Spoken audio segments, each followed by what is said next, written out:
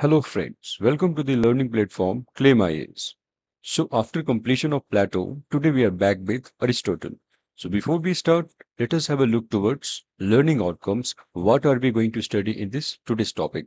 So in today's topic, we are going to discuss backgrounds of Aristotle, similarities of Plato and Aristotle, basic difference in their perspective of Plato and Aristotle, perspective of Aristotle, prominent ideas of Aristotle. In these prominent ideas, so for today, we will only discuss theory of state and rest we will discuss in next topic. So firstly, we'll start with backgrounds of Aristotle's. What are the backgrounds of Aristotle's? Let's discuss. So Aristotle was born in Stagira, which is part of Crete, near the border of Macedonia kingdom. So Aristotle's father was physicians in court of king of Macedonia. So sometimes we learn that Aristotle is also a physician and astrology. So lots of subject he have studied. So after that he have joined the Plato's academy. There he got influenced by Plato and founded his own school called Lyceum. As you can see here, friends, this is what Lyceum looks like. So it was formed by Aristotle. And it was believed that Aristotle studied 158 constitutions. Just think, friends, at that time, studying 158 constitutions is a great thing. So he have studied 158 constitutions. So Aristotle considered as greatest disciple of Plato as well as greatest critic. See, friends, in previous thinkers of Plato, we have seen that most of the critics are also done by Aristotle on Plato. And not only critics, Aristotle also praises for the good work of Plato. So he was considered as greatest disciple as well as greatest critic of Plato. So see friends, actually he is not critic of Plato, but he is trying to address the defect in the thought of master. Who is his master? Plato. See friends, every philosopher may not be perfect. His ideas may have some defect. So he's trying to address the defect of Plato. And if we look at the basic difference in the perspective of Plato and Aristotle's, the first is if Plato is idealist, Aristotle is pragmatic. What does it mean, friends? Let's discuss. Plato as idealist, it means Plato wants to establish an ideal state. He believes in the ideal state, so that he was considered as idealist. Aristotle as pragmatic, as we can see here, he was considered as pragmatic. Why he was considered as pragmatic? Because Aristotle believes that actual knowledge is always actionable, that is usable. And Aristotle don't see any point in acquiring theoretical knowledge that could be not applied in the improvement of any individuals or beneficial for the individual. So that he was considered as pragmatic. And the next point is if Plato is perfectionist, Aristotle believes in the moderations. See, friends, Plato says that one should be perfect in order to achieve its excellence, in order to create virtue society. Whereas Aristotle believes that there should be some moral values. Every person is not seems to be perfect, and therefore Aristotle believes in moderations. The next point is if Plato is radical, Aristotle is conservative. See, friends, today I will explain you what is radical mean. So Plato as radical, it basically means Plato want to arrest all changes in society and go back to golden age. And the way he can achieve golden age is through power of reasons. So Plato was considered as radical here.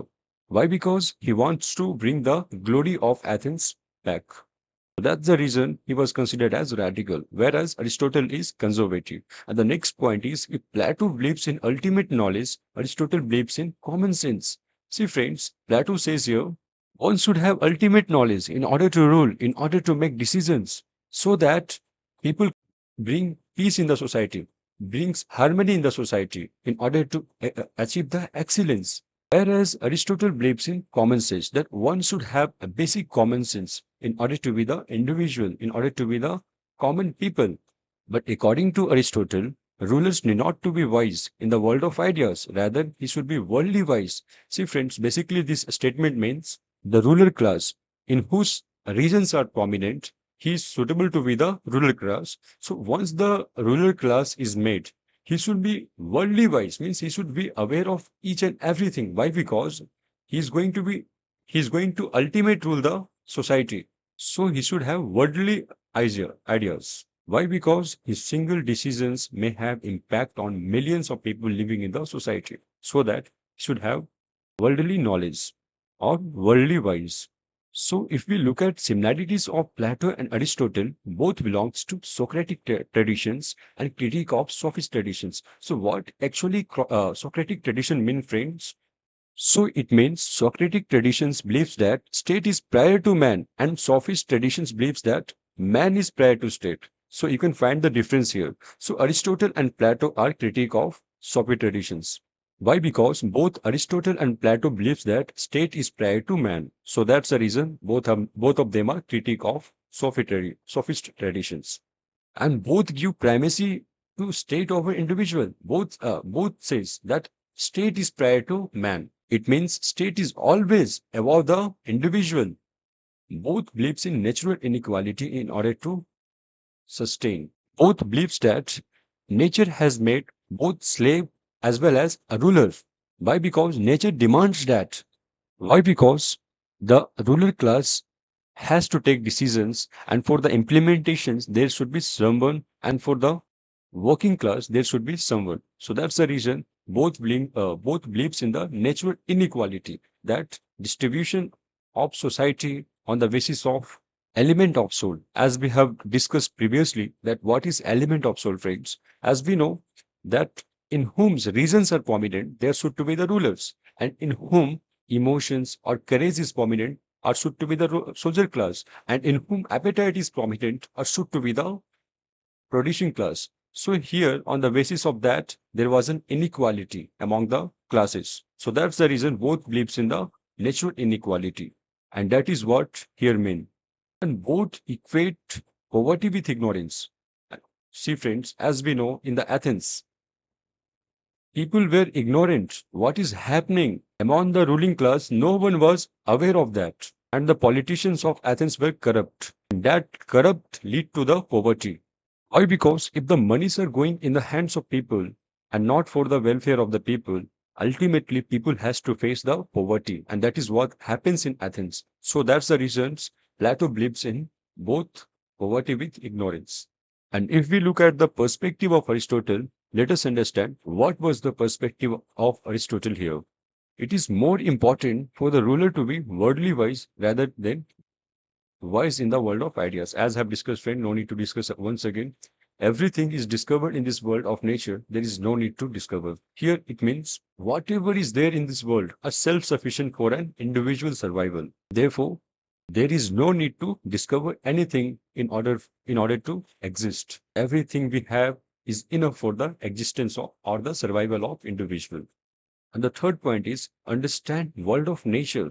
We can understand what is to be done and what is to be avoided. That is what Aristotle says here, that who knows the ultimate reality will understand better what is right and what is wrong for them. What is to be done and what is to be avoided, that can only be understood through the ultimate reality. So one has to understand the world of nature in order to differentiate between what is to be done and what is to be avoided. If we look at prominent ideas of Aristotle, the first one, friends, in this video, in this particular lecture, we are only going to discuss theory of state, and left we'll discuss in upcoming lectures. So almost we are going to take 7 lectures for these particular thinkers, that is Aristotle. So let us start with theory of state. Before we start, let us have a look towards prominent statements that were given by Aristotle. The first statement is, man is by nature a political animal. So this statement is very important, friends, as per exam perspective, and even you have to understand in a better manner.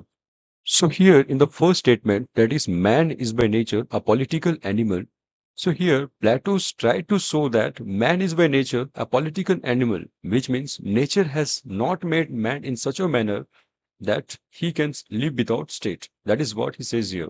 Also, Aristotle shows the importance of state and says that man is by nature a political animal and can't fulfill his needs in the absence of state, or there is no survival without state. That is what this statement mean here.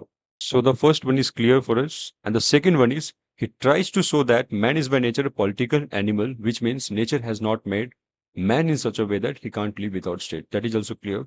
And Aristotle belongs to Socratic traditions and counters the sophist argument that is state is conventional in measures of everything or man is prior to state. That is what Socratic tradition mean here. Both Plato and Aristotle was supporting the Socratic traditions and not the sophist traditions. Why? Because here sophist traditions was giving priority to individuals or man. So man was above the state. That is what sophist tradition mean. Whereas Socratic traditions says that state is prior to man. State is always or above the individuals or state is above man. So here, sophist traditions, Aristotle counters, both Plato and Aristotle counters this. They are not in the support of sophist traditions, whereas in Socratic traditions, both of them supports the Socratic traditions. Why? Because here state is priority to man, means state is above the individual. And now let us understand how Aristotle establishes that man is by nature a political animal. So when Aristotle made this comment that man is by nature a political animal, Aristotle need to prove that.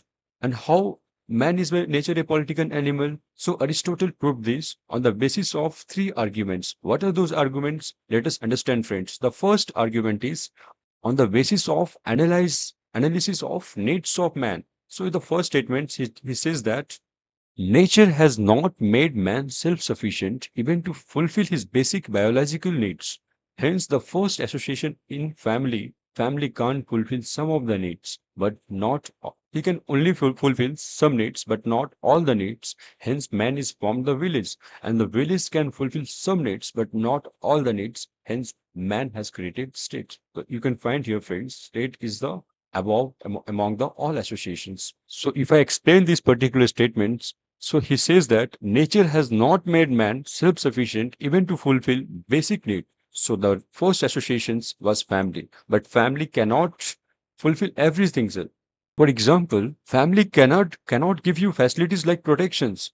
For protection of individuals, state is required. Even second associations, that is village, it also don't provide you health, educations, or protection. So one need state or has to rely on state in order to get these facilities. That's the reason state is created here. And the second point is the state is highest of all associations. One only state is capable of fulfilling all requirements of men. Neither family is sufficient nor villages is only institutions which is self-sufficient in state. So here, friends, as we have seen here, the only institutions which helps for the survival of individual is state, and it is above the all associations.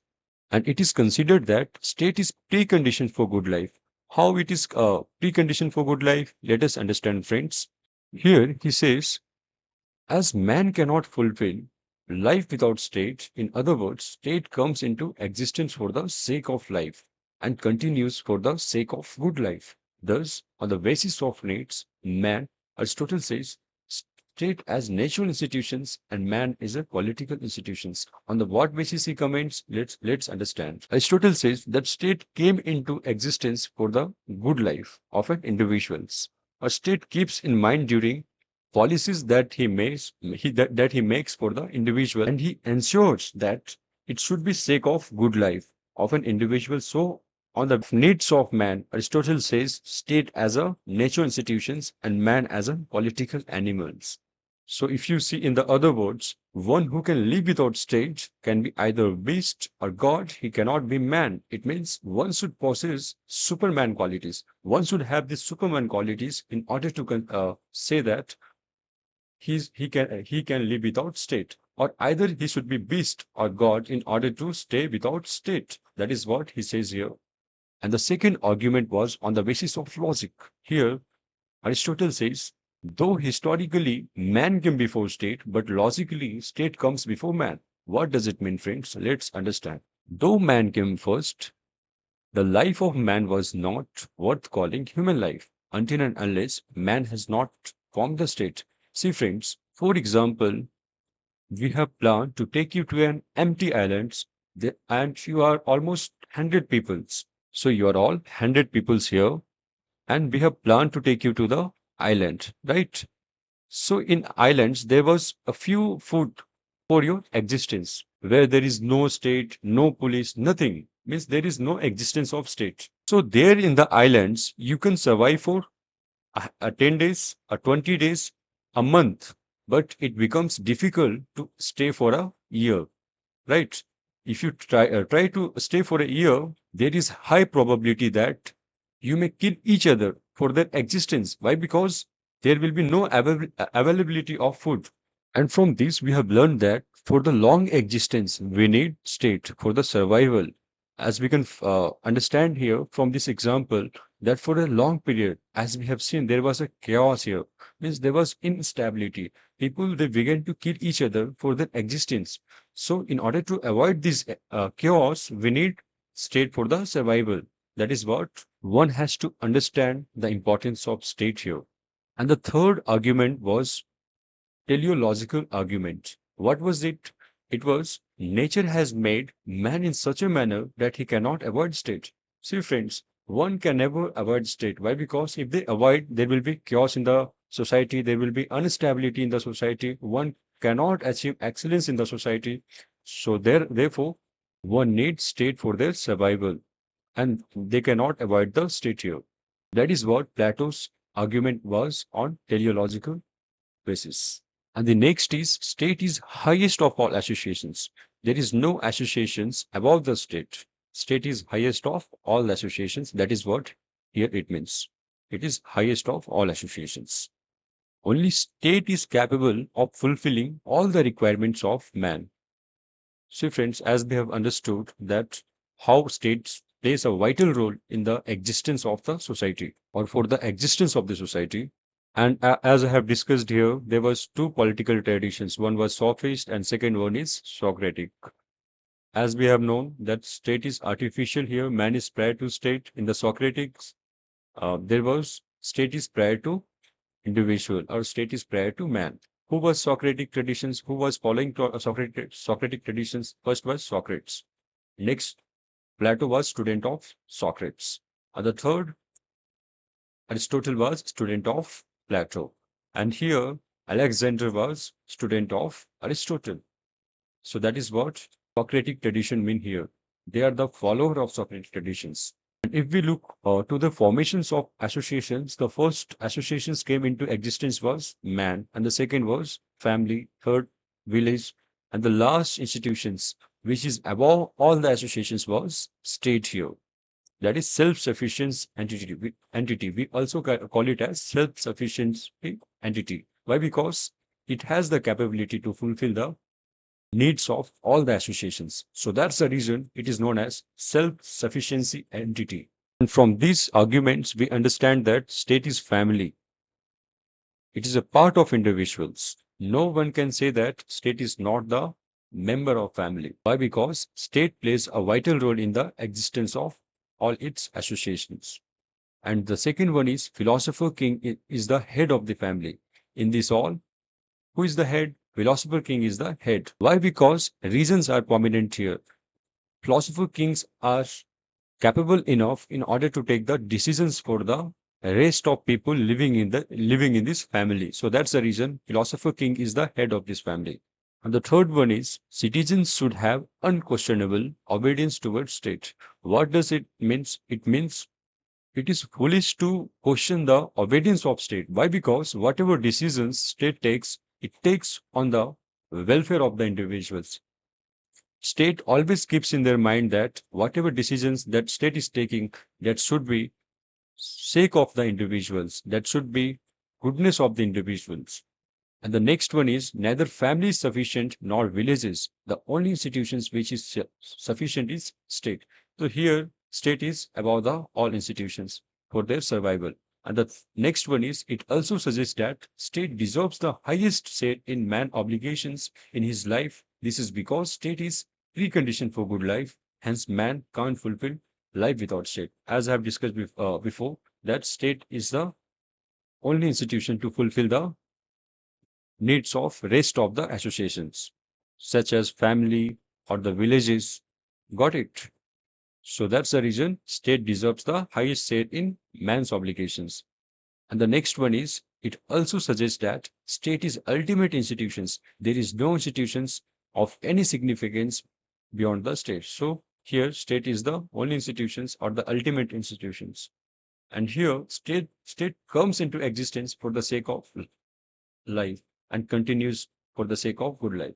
So here, state plays a vital role in the continuation of life and also plays a vital role in the sake of or for the sake of good life.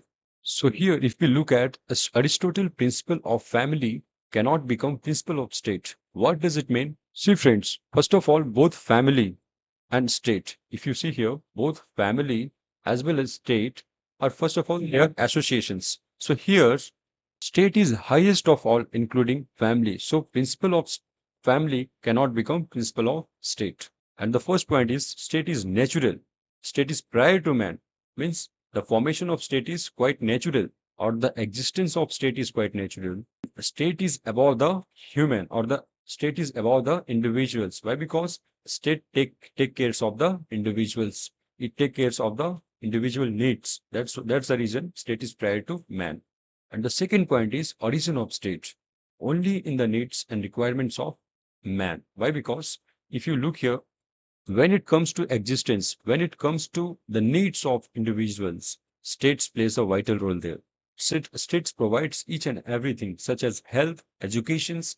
For their safety, they provide even protections of an individuals.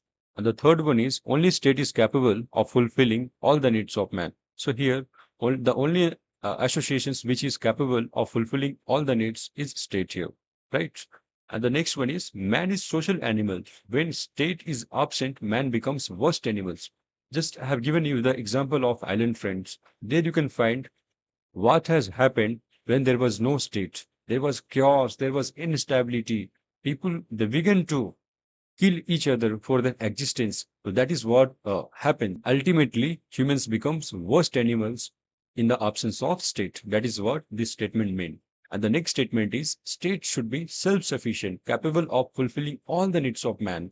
So here, when state is highest of all associations, state must be capable of fulfilling all the needs of man, whatever like educations, health, or for the safety purpose like protections of the individual. State must be capable enough to fulfill all the needs of human beings, so that it will be considered as highest of all associations.